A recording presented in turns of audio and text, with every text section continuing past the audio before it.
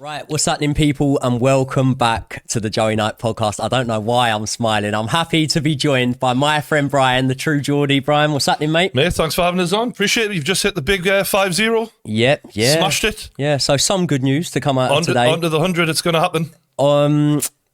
Listen, there's not much optimism for me right now. It was a painful match for me to watch, to be honest. Obviously, we had the North London derby on as well, which was an interesting one. End-to-end stuff, which is not something I could use to describe Chelsea with today. What was your assessment of Chelsea's performance from what you saw?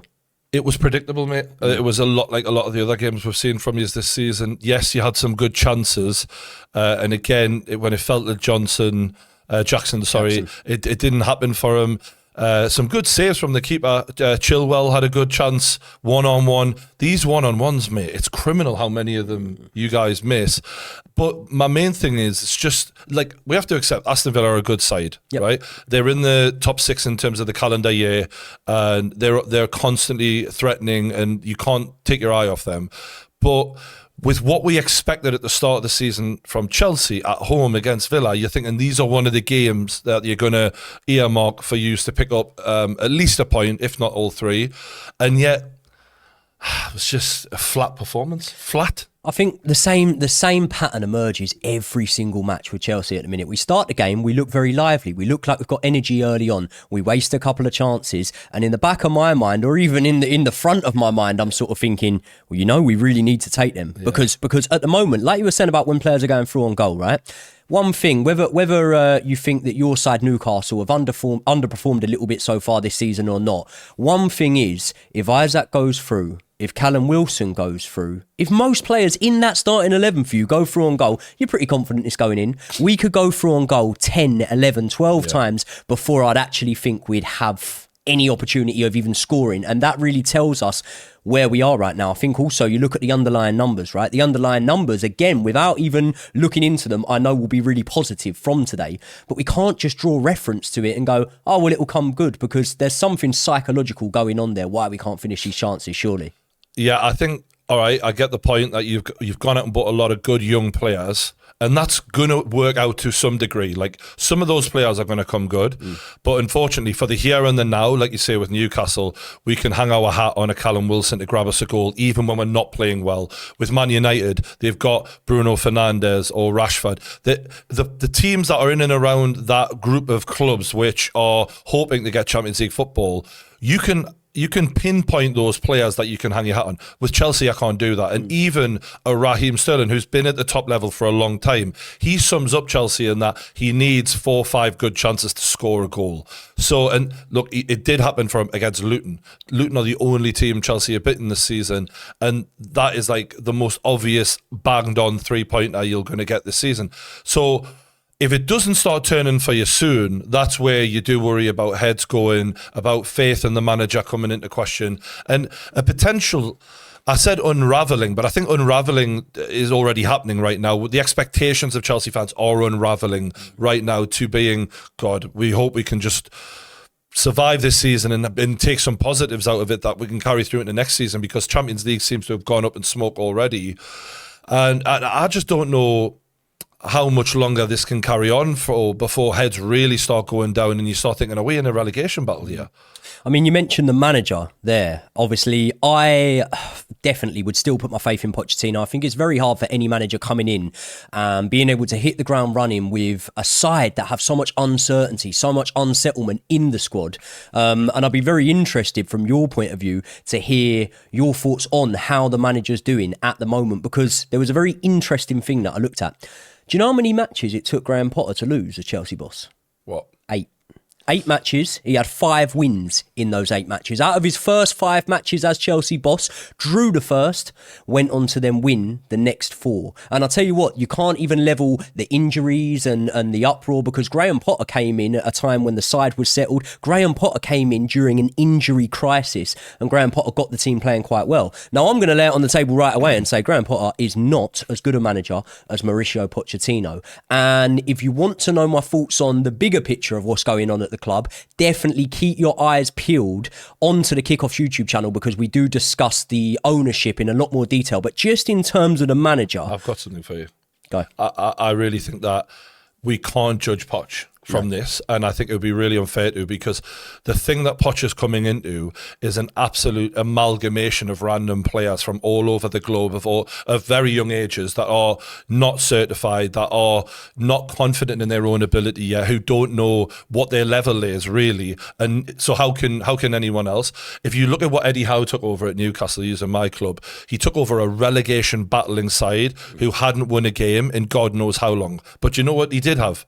Players who knew each other, who really had an established relationship, at least working together day to day, who understood the level of each other, who understood patterns of play. Like, you're literally throwing so many different ingredients into a pot here and trying to make a successful recipe out of it, when so much of it is untested and unfamiliar with each other. So I just think, like, he is going to need so much trust and so much time to develop players who are going to know each other's game and play together, but also work out who can I rely on and figure this all out. So I really don't think it matters who you put in charge of this. Don't get me wrong, I'm aware that he may have some things about his game as a manager that need to improve, but I think a lot of managers would have been in exactly the same position, including an Eddie Howe. The mistake was made by Todd Bowley. Too much has been changed too quickly. So this is just going to take time, and it's going to be a teething issue where you're going to have to grin and bear this season. Time is the key word, because I'd agree with you exactly there. The thing that we've got to acknowledge and probably put to the forefront of our mind is the fact that these players haven't had enough time to bond with each other. They haven't had enough time to build relationships, and haven't had enough time to have that sort of understanding as to, this is what we are as a team. This is our identity. This is what we do well. You know, I always use boxing analogies. One of the best things that I thought would, propel me as a fighter was not so much, different bits and pieces technically, but just knowing what I'm not good at and what I am good at and focusing my energy into that. And you can't say that this Chelsea team have any idea at the minute of what they do, where they need the ball to go to, where their creative outlet is. So it's a very hard one. There's a solution though. Go.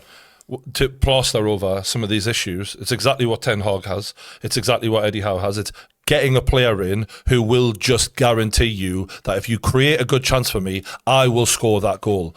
And if it's Ivan Toney, then great. I think that will be enough to turn some of these. What they do is what Harry Kane did for Spurs. You turn draws into wins. You turn losses into draws.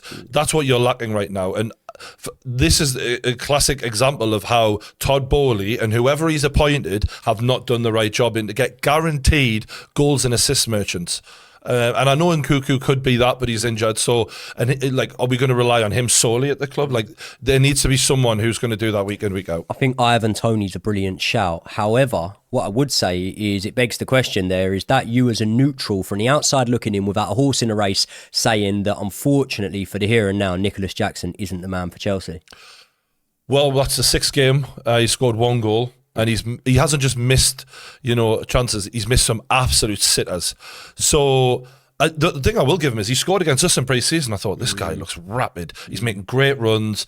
And maybe this is just his Darwin Núñez season, where he needs a season of doing all the right things, all the working out's right, but the end result isn't. And I think he just needs to be given some time to accept that this is going to be what it's like with him, but he shouldn't be first choice striker. The fact that you guys, with all that money spent, have not got a first choice striker who's tried and tested and proven is exactly what I'm talking about. So key difference with Darwin Núñez, when Darwin Núñez wasn't finishing his dinner and when he was underperforming, you had Salah there, you had Diaz there, you had other players there that were able also, to contribute with goals. He was scoring a goal in every 3 games. Yeah, we got a goal in every 6 games, so it's even worse than that. Yeah. One thing I want to end it on here, because I know a lot of people, and actually I'm going to quickly check the poll. I knew that we were going to come onto this, so I quickly put a poll up when we were recording there, and that is, are Chelsea in a relegation battle this season?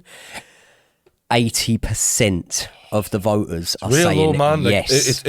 It's when, and Josh said this and he was bang on, if we're not beating the teams we should, who are down there, and we're about to go into a run against very good clubs, we're worried. And I think you've got every right to be. I can't sit here and say Newcastle are just about to play, and I'm a bit worried about us this season, but you lot are in real trouble. I think the thing that's going to save us and go in our favour is there are 3 very poor teams, in my opinion, in the league. Oh, they're already down. So they're down, so we should be all right. it's a bottom half finish right now. That's what it's looking like. And I think that's where, when you bought a bunch of young players, we thought, all right, Chelsea probably, they're a bit of an X factor. They might have a great season, or it might end up being between 10th and 5th. You know what I mean? But no one, when you've seen multiple £100 million signings coming through the door, thought we'll be happy with a bottom half finish. And that's why I wonder, will Pochettino survive that under Bowley? I think the way I'm going to cap this off is try and give a little bit of positivity in a time where it's very hard to give any positivity. You showed me the table earlier on for this calendar year. So not the Premier League table, just the table. 2023, yeah. 2023, we've probably gone down a notch or two on that even now on this latest performance, being that Everton picked up a win. Genuinely, it was, you were just above Everton. Everton was 17th. The teams that were relegated obviously were taken out, and it was Chelsea in 16th. So you were, and it was only, I think Everton had 22 points and Chelsea had 25. Well, I could fall on my sword and be very wrong here, but I would definitely say that when you look at Everton and maybe the teams around us in that calendar year table, there's more optimism in terms of the personnel we've got and maybe the manager we've got. You'd put a Pochettino over a Deitch to be able to propel a team up the league. We don't need to have that conversation. Exactly. Yet, so there's got to be some sort of positivity coming out of things. But listen, it's doom and gloom at the minute, and I'm not going to be optimistic for the sake of it. Catch me tomorrow. I might be in a much better mood. Thank you very, very much to my friend Brian for appearing on the channel. And obviously, thank you very, very much for all the opportunities you've given me recently with the kickoff and everything else. Hey, we're trying to get him on Misfits, by the way. So you may be saying Big Joey swinging leather, knocking some fools out on Misfits boxing. Yeah. People, make sure you are tuned in to the kickoff every single week and you're subscribed to the kickoff. A lot more content coming out on Chelsea, all things Premier League over the coming days on the kickoff that you won't want to miss. So they'll be linked in the description. If you're not already, make sure you subscribe. Thanks again to Brian, and thank you to everyone at the kickoff for letting me use the studio today. Yes. I will see you all in the next one.